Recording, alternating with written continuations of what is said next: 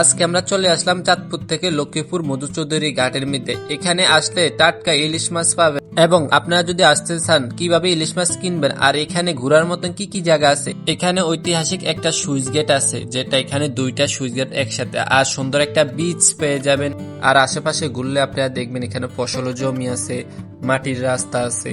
আর আপনারা যদি আসতে চান যা এমন জায়গা আছে আপনারা আসি ঘুরে যেতে পারেন। তো আপনারা এখানে আসলে নৌকার উপরে উঠে সুন্দর সুন্দর ছবি তুলতে পারবেন এবং রিলসও বানাইতে পারবেন। তো আমরা আজকে ঘাটের আড়তে যাব, আর ইলিশ মাছের দাম ভাই কেমন এটাই আজকে থাকতেছে। আসসালামু আলাইকুম, সবাই কেমন আছেন? আই হোপ সবাই ভালো আছেন। আমি এখন যে জায়গাটা অবস্থান করতেছি এটা হচ্ছে লক্ষ্মীপুর মধুচৌধুরী ঘাটের মধ্যে। এই দেখেন, এটা প্রচণ্ড একটা বড় একটা সুইচ গেট। আর এখান দিয়ে আপনি যে টাইমটা বড় জাহাজগুলা যায় এই নদী থেকে একদম মেঘনা নদীর মধ্যে, বড় নদীর মধ্যে এই জায়গা দিয়ে আপনার জাহাজগুলা চলে যায়। আর দেখুন এখন বর্তমানে অফ করা আছে, যে টাইমে পানি থাকে এখানে তো এখন বর্তমানে পানি কম আছে, এই জন্য এখন অফ করা আছে। এখন এই সুইচ গেটটা উঠানোর জন্য যে পরিমাণ মোটা মোটা ওয়্যারগুলা, আর দেখুন ঢাকনাটা কতটা বড়।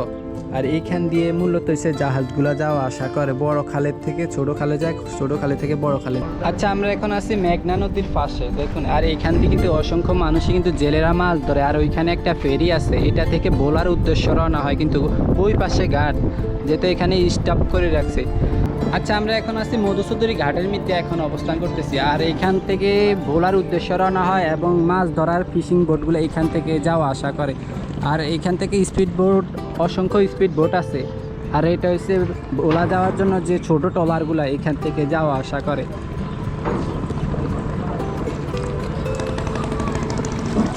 আর দেখুন আপনাদেরকে আমরা একটা জিনিস দেখাতেছি, রোডটা দেখুন নদীর পাড়ে দিয়ে আসলে অনেক সুন্দর। এই দেখুন একদম পুরা গাছগুলো দেখুন বাতাসে ছোড়াছড়ি করতেছে, খুবই সুন্দর লাগছে। আর এই পাশ দিয়ে দেখুন জেলেরা নৌকা উঠাই রাখছে কত সুন্দরভাবে।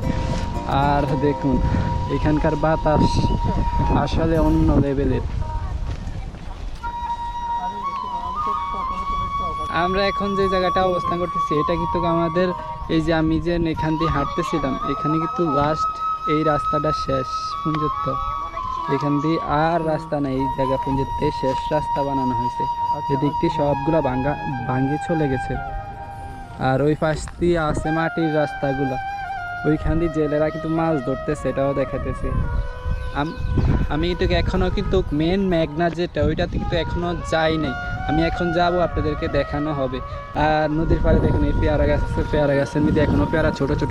গ্রাম বাংলার যে একটা রাস্তা এবং মাটির পথগুলো দেখুন, এগুলো কিন্তু সচরাচর দেখা যাবে না। হয়তো কোনো এক সময় হয়তো রাস্তা হয়ে যাবে, ঢালাই রাস্তা হয়ে যাবে বা হিজের ঢালাই রাস্তা হয়ে যাবে, কিন্তু এই দৃশ্যগুলো কিন্তু মিস করা হবে। মাটির রাস্তা মানে অন্য সুন্দর একটা প্রকৃতি দেখুন। আর এই পাশ দিয়ে জেলেদের নৌকা আছে, অসংখ্য নৌকা পালাই রাখছে। এই রাস্তার দুই পাশের যে দৃশ্যগুলো আসলে অনেক সুন্দর।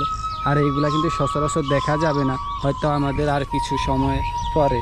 আর প্রকৃতিটা আসলে অনেক সুন্দর, মাশাআল্লাহ। আচ্ছা, আমি এখন আছি বর্তমানে বিশাল একটা নৌকার মধ্যে। আর দেখুন এটা কিন্তু নৌকা, এটা উঠাই রাখছে নামার মধ্যে, যেহেতু নদী থেকে উপরে উঠাই রাখছে। আর আমি এখানে কিছুটা ফটোশ্যুট করছি, এই জন্য এখানে উঠার কারণটা, ঠিক আছে। এখন আমি নামি যাব, যেটা আপনাদেরকে দেখাচ্ছিলাম। আর নামি যা আমি দেখি অন্য অন্য স্পটগুলো দেখাবো আসলে। দেখি তো, সবাই দেখতে থাকেন ভিডিওটা।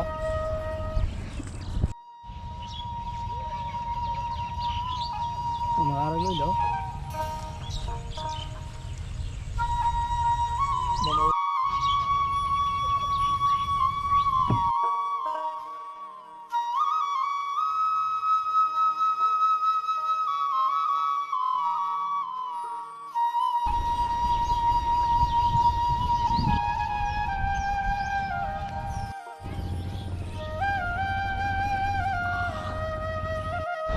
আচ্ছা, আমরা এখন আছি নদীর পাশ দিয়ে, আর হাঁটতে হাঁটতে চলে যেতেছি। আর এখান দিয়ে অসংখ্য মানুষজন আছে, দুই পাশে হয়েছে নদী। কেমন আছেন কাকা?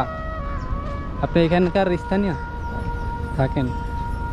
আর দেখুন এই পাশে একটা ফেরি আছে, এই দিক দিয়ে মাটি কাটা হইতেছে। আর সামনে আছে মেঘনা নদী।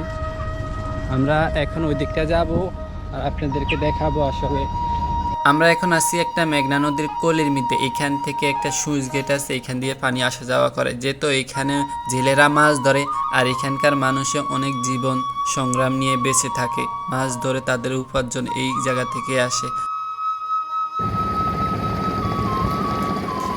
আর দেখুন এখানে কিন্তু একটা চরের মতো যে সুন্দর পানি ঢেউ। আর এখান দিয়ে দেখুন এই যে বলা যায় এই লঞ্চ ফেরির পার করে আপনারা ইয়ার ভোলার উদ্দেশ্যে রওনা দেয়। এই দেখুন একটা জিনিস হয়েছে কি, এখন জোয়ার শুরু হয়ে গেছে, যে পরিমাণ জোয়ার হইতেছে এখন পানি সামনের দিকে আসবে, যেহেতু জোয়ার শুরু হয়ে গেছে পানির। আর দেখুন প্রচুর পরিমাণ ঢেউ উঠতেছে, এই দেখুন। ও আসলে অনেক সুন্দর, অনেক সুন্দর। তো আমরা কিছুক্ষণ বিচের মধ্যে উপভোগ করলাম আর আপনাদেরকে এখন লয়ে যাব লক্ষ্মীপুর আড়তের মধ্যে, যেখানে ইলিশ মাছ বিক্রি করা হয় কিভাবে কেমনে কি। ভাই এটি কেমনে কি বিক্রি করেন? সবগুলো ঠিয়া ভাই, কত ঠিয়া? সবগুলো নেবেন ভাই, কেমন দাম চাই শুনুন? সবগুলো 32 টাকা দিন ভাই। 32 টাকা তো বেশি হয়ে যায়। কত হলে নেবেন ভাই আপনি? 1800 হয়? না ভাই 1800 টাকা হয় না। দেখেন বলি আপনি বললে নেবেন ভাই। বলেন। হাজার হাই হাজার হাই হাজার 70 হাজার 70 1070 80 হাজার 80 হাজার 90 হাজার 90 হাজার 90 হাজার 90 1100।